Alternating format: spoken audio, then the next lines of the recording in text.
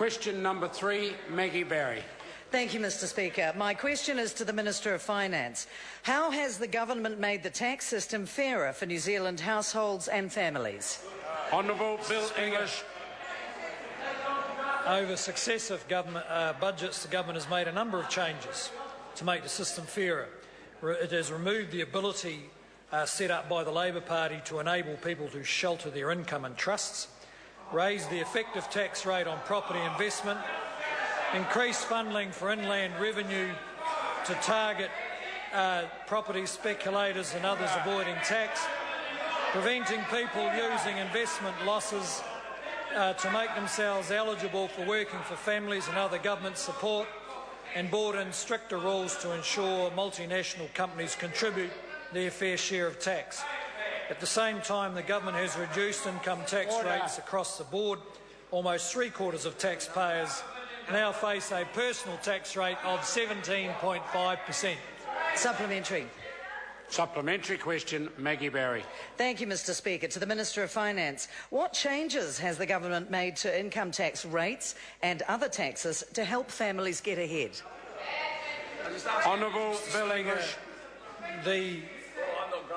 In 2010 tax package reduced tax on work and savings and increased taxes on consumption and property speculation. After-tax incomes at all levels of taxable income were immediately increased by more than the increase of GST in 2010. The changes also made the tax system fairer. Two-thirds of the cost of the income tax cuts in 2010 went to reducing the bottom two tax rates, so someone earning $48,000 a year now has a top tax rate of 17.5%. Supplementary. Supplementary question, Maggie Barry. Thank you, Mr Speaker. To the Minister of Finance, how does the income tax system interact with income support provided to lower-income families? Honourable Bill English. Mr Speaker, despite a recession and significant fiscal deficits, the government has maintained a redistributive tax and income support system that supports low and middle income earners in New Zealand. At any particular time, a large number of households effectively don't pay net tax. That's because the amount they pay in income tax is exceeded by the amount they receive from welfare benefits, working for families, paid parental leave, accommodation subsidies and others. This is entirely appropriate to redistribute income from the higher income earners to those genuinely in need. Supplementary. Supplementary question, Maggie Barry. Thank you, Mr Speaker. To the Minister of Finance, how significantly do the income tax and income support systems redistribute incomes for New Zealand households?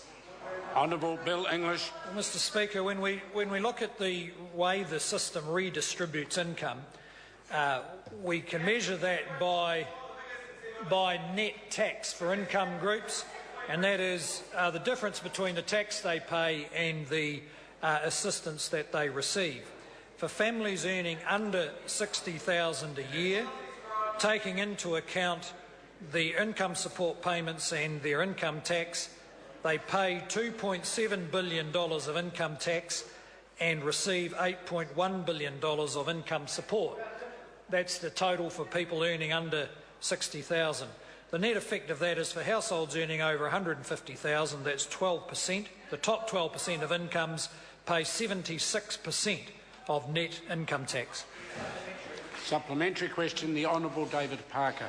Is the Minister aware that his superficial analysis of tax paid by income group firstly takes no account of the fact that low and middle income people pay GST on the vast majority of their spending at higher effective tax rates than high income earners, and secondly ignores the advice of the OECD that in New Zealand capital income earned by the wealthiest in society attracts virtually no taxation, which is unfair?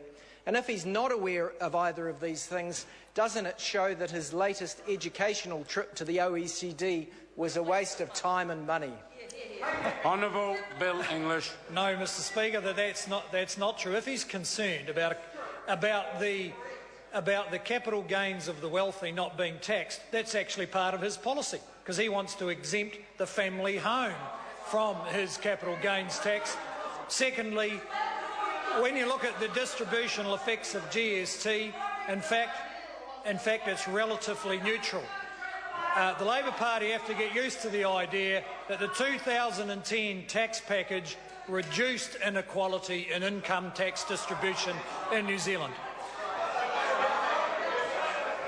Question number 4, Materia Ture. Thank you, Mr. Speaker.